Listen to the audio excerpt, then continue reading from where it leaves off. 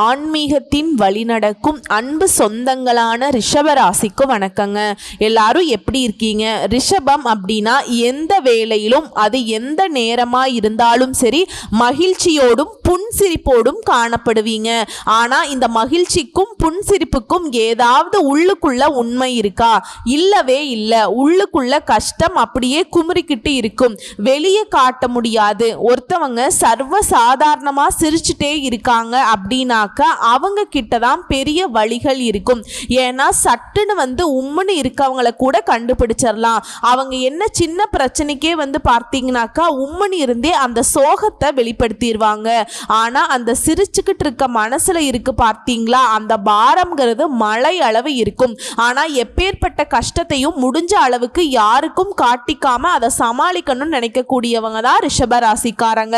ஆனா இவங்களுடைய கஷ்டத்துக்கான காரணம் என்ன தெரியுமா? எல்லாரையும் அனுசரிச்சுக்கணும், எல்லாரையும் பத்திரமா பார்த்துக்கணும், யாருக்கும் அதுவும் நம்மை சார்ந்தவங்களுக்கு கொஞ்சம் கூட வழி கூடாதுங்கிறது தான் இவங்களுடைய ஒரே மோட்டிவ். இது மட்டும் இல்லாம இவங்களுக்குன்னு ஒரு கொள்கை பிடிப்பு இருக்கு. அந்த கொள்கையை விட்டு கொடுக்காதவங்க இவங்க. மற்றவங்களுடைய சுதந்திரத்துல ஒருபோதுமே தலையிட மாட்டாங்க. எப்பவுமே நியாயத்து பக்கம் நின்று அதை எதிர்த்து போராடக்கூடியவங்க இவங்க தான். அதே மாதிரி யாருக்காவது வாக்குறுதி கொடுத்துட்டாங்க அப்படின்னா அதை நிறைவேற்றுவதற்கு ஓயாம ஓடிக்கிட்டு இருக்கவங்களும் இவங்களாதான் இருப்பாங்க. சோ இவங்களை பொறுத்த வரைக்கும் எல்லாரும் நல்லா இருக்கணும்னு நினைக்கிறதுனால தான் இவங்க நல்லா இல்லாம போறதுக்கே காரணம். இதை யாராவது தவறுன்னு ஒத்துக்க முடியுமா? அதாவது நீங்க இதுவரைக்கும் கஷ்டப்படுறதுக்கு காரணம் யாருங்க? நீங்களா மற்றவங்களா? இந்த ரிஷபத்தை பொறுத்த வரைக்கும் மறுத்து பேச தெரியாததுனால தான் இன்னைக்குமே இவங்க மடையர்களா உட்கார்ந்துருக்காங்க. இவங்களை பயன்படுத்துறாங்க பார்த்தீங்களா, அவங்க அதி புத்திசாலிங்க. ஜாலியா இவங்களை ஏமாத்தி அவங்க வாழ்க்கையை ஏகபோகமா வாழ்ந்துட்டு இருப்பாங்க.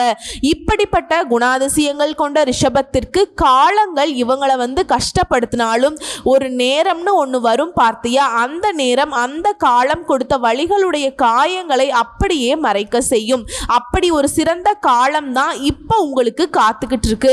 அதுவும் 2 கிரகங்களுடைய அமைப்பு உங்களுக்கு சாதகமான பலன்களை கொடுக்குது. இவங்க எல்லாம் அப்படி பண்ணுவாங்களா அப்படின்னு நினைக்கிற மாதிரி இந்த கிரகங்களா எனக்கு ஒரு நல்லதை கொடுக்க போறாங்க, நீங்களே ஆச்சரியப்படக்கூடிய அளவுக்கு தான் பொதுவாகவே ஒவ்வொரு கிரகமும் உங்களுக்கு இருக்கு. ஒரு ஜாதகத்தை கொண்டு போய் ஒருத்தர்கிட்ட கொடுக்குறீங்க, எங்களை மாதிரி ஜோதிடர்கள் கிட்ட கொடுக்குறீங்க அப்படின்னா நாங்க எடுத்த உடனே உன் பேர் என்ன, ஊர் என்ன, நீங்க என்ன தொழில் பண்றீங்க, உங்க சொந்த பந்தங்கள் என்ன பண்றாங்க, இதெல்லாம் விசாரிச்சுட்டு நாங்க உங்களுக்கு பலன் சொல்றோமா? கிடையாது இல்லைங்க. நீங்க கையில கொடுக்குறீங்க பாத்தீங்களா ஜாதகம், அதுல நவ கிரகங்களுடைய அமைப்பை வைத்து இவங்க எத்தனை நாளா இங்க உட்கார்ந்துருக்காங்க, இந்த கிரகங்கள் எப்ப மாற்றம் ஆகுறாங்க, சோ இதுக்கு மேல இவங்களுக்கு எந்த மாதிரியான பலன்கள் கிடைக்க போகுது, இப்படி கணிச்சு சொல்றது தான். அதுல காரண கர்த்தாவா இருக்கிறதுங்கிறது 9 நவகிரகங்கள். அந்த நவகிரகங்கள்லயே குரு பெயர்ச்சி ரொம்ப அதிர்ஷ்டம், சுக்கிர பெயர்ச்சி சூப்பர், சனி பெயர்ச்சியா பயம். அப்படி ஒவ்வொரு கிரகங்களும் ஒவ்வொரு முக்கியமான ரோலை பிளே பண்ணிட்டு இருக்காங்க.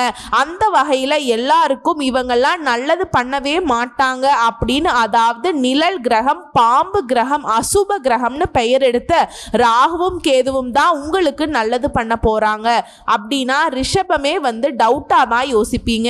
ஆனா அதுதான் உண்மை, புரியுதுங்களா? அதாவது இந்த ராகுவும் கேதுவும் நம்ம ரிஷப ராசிக்காரர்களுக்கு அசுர வளர்ச்சியை கொடுக்க போறாங்க. தொட்டதெல்லாம் இனி ஜெயமா மாறப்போகுது. பணம் கொட்டக்கூடிய யோகம் இருக்கு.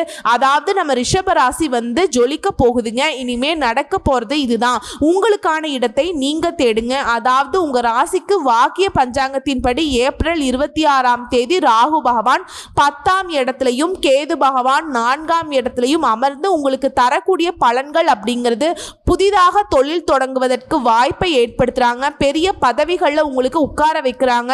அதுவும் சமுதாயத்தில் கௌரவ பொறுப்புகள் உங்களை தேடி வரும். இது மட்டும் இல்லாம தளராத முயற்சிகளை உங்களை ஈடுபட வச்சு பூரண வெற்றியுமே பெற்று தர போறாங்க. அதாவது நல்லவங்க கெட்டவங்களானா எவ்வளவு ஆபத்தோ அந்த மாதிரி கெட்டவங்க நல்லவங்களானாக்கா ரொம்ப ரொம்ப நல்லதுங்க. அந்த வகையில தான் இந்த ராகுவும் கேதுவும் உங்க ராசிக்கு 10ஆம் இடத்துல அமர்ந்து தரக்கூடிய பலன் என்னன்னா, உங்களை பல பேருக்கு தொழில் தொடங்கக்கூடிய வாய்ப்பு, கௌரவ பதவி, சகல துறைகளிலுமே தலைமை பொறுப்புல உங்களை வந்து உட்கார வைப்பாங்க. வேலை பளு, மறைமுக எதிர்ப்பு இது எல்லாமே மறைய போகுது. சொல்ல போனா 2ஆம் கட்டம் 3ஆம் கட்ட பதவியில் இருக்கவங்க கூட அடுத்த நிலைக்கு உயர போறீங்க. தொட்ட காரியங்கள் வெற்றி அடையும். குடும்பத்துல சந்தோஷம் நிலைக்கும். கணவன் மனைவிக்குள்ள அந்யோன்யம் அதிகமாகும். பண வரவு அதிகரிக்கும். பழைய கடனில் இருந்து ஒரு பகுதியை அடைக்க போறீங்க. விலையுயர்ந்த பொருட்களை வந்து வாங்கி வீட்டை அழகா மாற்ற போறீங்க. ராகு உங்களை வந்து சுயமா சிந்திக்க வைக்கிறதோட சுயமாவே தொழில் செய்யவும் வைப்பார். அதே மாதிரி மனைவி வழி உறவால ஆதாயம் உண்டு. குழந்தைகளே இல்லைன்னு வருத்தப்பட்ட தம்பதிகளுக்கு குழந்தை பாக்கியம் உண்டாகும். உங்ககிட்ட பழகிக்கிட்டே இருந்து உங்களுக்கு எதிராக செயல்பட்டவங்கெல்லாம் இப்போ வந்து உங்களுக்கு அடையாளப்படுத்திடுவாங்க. அவங்கள ஒதுக்கி வைக்கிறதுக்கு உங்களுக்கு வழிகாட்டுவாங்க. உழைப்புக்கான பலனை இப்போ வந்து அடைய போறீங்க. அதே வேளையில் அடிக்கடி வந்து குலதெய்வத்தை வந்து வழிபாடு செய்யணும். குலதெய்வத்தை மட்டுமே என்னைக்குமே மறந்துடாதீங்க. அடுத்து கல்வியாளர்கள், ஆன்மீகவாதிகளுடைய நட்பு கிடைக்கும். வெளி வட்டாரத்துல விஐபிகள் மற்றும் கல்வியாளர்கள் உங்களுக்கு அறிமுகம் ஆவாங்க. எப்பவுமே வந்து ஒரு படபடப்பு டென்ஷனோட சுத்திக்கிட்டு இருந்தீங்கல்ல, அது எல்லாமே இப்ப விலக போகுது. அதே மாதிரி வியாபாரிகளை பொறுத்த வரைக்கும் சந்தை நிலவரத்தை அறிந்து முதலீடு செய்தீங்கன்னா லாபம் கிடைக்கும். உங்களுடைய பாக்கிகள் வசூலாகும். வாடிக்கையாளர்களுடைய ஆதரவு பெருகும். உத்தியோகஸ்தர்களை பொறுத்த வரைக்கும் புதிய அனுபவங்களை கத்துக்க போறீங்க. திடீர் இடமாற்றம் உண்டு. இவரை அடுத்து கேது பகவான் உங்களுக்கு தரக்கூடிய பலன்கள்னு பார்த்தோம்னாக்கா, கேது வந்து 4ஆம் இடத்துல அமர்ந்து பலன் தர போறார். அவர் வந்து கேந்திர பலம் பெறுவதனால நட்பலன்களையே உங்களுக்கு தரப்போறாருங்க. இதுவரையிலும் சொந்த வீடு இல்லாதவங்களுக்கு சொந்த வீடு அமைய வாய்ப்பு இருக்கு. வீடு கட்டுறதுக்கு திட்டம் போட்டோம், ஆனா வந்து கட்டி முடிக்கலையேன்னு தவிச்சவங்களுக்கு இப்ப அந்த வீடை கட்டி நல்லபடியா கிரக பிரவேசம் செய்வீங்க. அடுத்ததா ஒரு சிலர் வந்து வண்டி வாகனங்களை புதுசா வாங்குவீங்க. வசதிகள் பெருகுது. இரவு நேர பயணத்தை கட்டாயம் வந்து ரிஷபராசிக்காரர்கள் தவிர்க்கணும். அதே மாதிரி தாயுடைய ஆரோக்கியத்துல அக்கறை எடுத்துக்கோங்க, அது ரொம்ப அவசியம். வீட்டுல தள்ளி போன சுப நிகழ்ச்சிகள் இனிமே வந்து இனிதான் நடந்து முடியும். பிள்ளைகள் இனி உங்க விருப்பங்களுக்கு மாறாக நடந்துக்க மாட்டாங்க. உங்க பாசத்துக்கு கட்டுப்பட்டு நடந்துப்பாங்க. அதே மாதிரி மகனுக்கோ மகளுக்கோ படிப்புக்கு வேலை காரணமா வெளிநாட்டுக்கு அனுப்பி வைப்பீங்க. வீட்டில் வந்து பழுதான வாஷிங் மிஷின் போன்ற பொருட்களை மாத்திட்டு புதுசா வாங்குவீங்க. ஆன்மீகத்துல மனம் செல்லும். அரசாங்க அதிகாரிகள் நட்பு கிடைக்கும். கேது பகவானுடைய சஞ்சாரம் அப்படிங்கிறது ஒட்டுமொத்தமா வியாபாரத்துல உங்களுடைய அணுகுமுறையை மாத்திப்பீங்க. உத்தியோகத்துல வேலை சுமை ஒரு பக்கம் இருந்தாலும் மறுபுறம் வந்து பாராட்டுகளும் பதவிகளுமே கிடைச்சுக்கிட்டே இருக்கும். அதாவது ஒவ்வொரு கிரகமும் ஒரு குறிப்பிட்ட கால இடைவேளையில தன்னுடைய ராசியை மாற்றும். அதனாலதான் நமக்கு வந்து நல்லது கெட்டது இல்லையா? அந்த வகையில இந்த வருஷத்துல இந்த ராகு கேது இந்த முக்கியமான பெயர்ச்சியில சனி பெயர்ச்சி, குரு பெயர்ச்சி மாதிரி இல்லையா, இந்த நிழல் கிரகங்கள் வந்துட்டு சந்திரன், சூரியன் இந்த ரெண்டுமே வந்து கிரகணம் ஏற்படும் போது உருவாகிறது தாங்க. இந்த ராகு கேதுவை பொறுத்த வரைக்கும் நம்ம எல்லாரும் நினைக்கிறது தீங்கு விளைவிப்பாங்க இல்லையா? ஆனா இப்ப சொன்ன பலன்களையும் தாண்டி நிறைய விஷயங்களை உங்களுக்கு நல்லது பண்ண போறாங்க. மீன ராசியிலிருந்து ராகு பகவான் கும்பத்துக்கும், கன்னி ராசியிலிருந்து கேது பகவான் சிம்மத்திற்கும் போறாங்க. பெரிய பெரிய பிரச்சனைகளை சந்திச்சு மோசமான நிலையில தள்ளப்பட்ட உங்களுக்கு இனி அதிர்ஷ்ட பலன்கள் கிடைக்கும். மிகப்பெரிய சந்தோஷம் கிடைக்கும். ஆனா கடந்த 2 வருஷமா நல்ல தொழில் இல்ல, வேலைக்கு போனாலே அங்க பெருசா மரியாதை இல்லமா, ஏனோ தானோன்னு வாழ்க்கையை உருட்டிட்டு இருந்துச்சு இல்லையா? ஆனா இனி நல்ல நேரம் தாங்க. உங்களுக்கு வேலை இல்லாதவங்களுக்கு நல்ல வேலை கிடைக்கும். தொழில் அமையாதவங்களுக்கு நல்ல தொழில் அமையும். தொழில நஷ்டப்பட்டவங்களுக்கு தொழில நல்ல வளர்ச்சி இருக்கும். அதே மாதிரி பெரிய மரியாதை இல்லாத சூழ்நிலையில தவிச்சிட்டு இருந்த உங்களுக்கு கொடுக்க வேண்டிய மரியாதையை மற்றவங்க கொடுப்பாங்க. உழைப்பிற்கேற்ற அங்கீகாரம் இருக்கும். அதே மாதிரி ஊதியம் இல்லாம வேலை இல்லாம காத்துட்டு இருந்தவங்களுக்கு அந்த நிலை அப்படியே மாறப்போகுது. ரிஷப ராசிகளை பொறுத்த வரைக்கும் இப்ப வந்து ஒரு பொன்னான காலமாய் இருக்க போகுது. ராகு பகவான் உங்களுக்கு வந்து வெளிநாடு மற்றும் வெளியூர்கள்ல இருந்து வேலை பார்க்கும் யோகத்தை கொடுக்க போறார். பெரிய பதவிகள்ல நல்ல வேலை கிடைக்கும். தொழில், வியாபாரம், உத்தியோகம் இது சம்பந்தப்பட்ட விஷயங்கள்ல நல்ல காலகட்டமா இருக்க போகுது. அடுத்து 10ஆம் ஸ்தானம் அப்படிங்கிறது தொழில் ஸ்தானங்க. அந்த தொழில் ஸ்தானத்துக்கு ராகு அமர்வதனால தொழில வந்து அசுர வளர்ச்சி ஏற்பட போகுது. அந்த பொக்லைன் போன்ற கனரக வாகனங்கள்ல வேலை செய்யறவங்களுக்கு, டிரான்ஸ்போர்ட் கப்பல் சம்பந்தப்பட்ட வேலையில டிராவல்ஸ் நடத்துறவங்களுக்கு, மெடிக்கல் துறையில இருக்கவங்களுக்கு நல்ல ஒரு அற்புத அற்புதமான காலகட்டம். தொழில் வளர்ச்சியில அமோகமா இருக்கும்.